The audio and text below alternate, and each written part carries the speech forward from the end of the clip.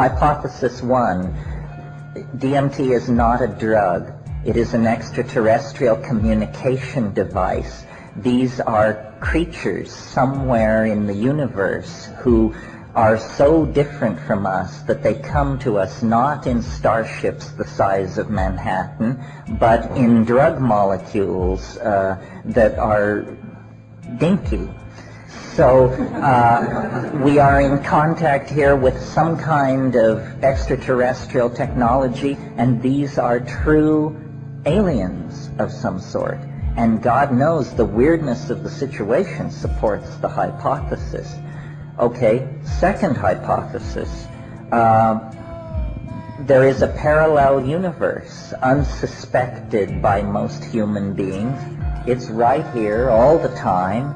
It's inhabited. These things have their own hopes, fears, problems, so forth. And somehow this drug just erases this boundary, and then you find yourself in the elf nest. Okay. Next hypothesis. These things, because they have great affection for me, because they seem intent on the task of communicating, perhaps they are human beings from the distant future.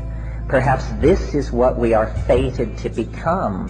You know, there's always, since we were kids, the cliche, beings of pure energy. Well, it's always been a little hard to wrap your mind around what that would look like, but lo and behold, here appear to be creatures of pure energy. But there are a lot of problems with hypothesizing a future human technological breakthrough which would allow them to actually manipulate the past.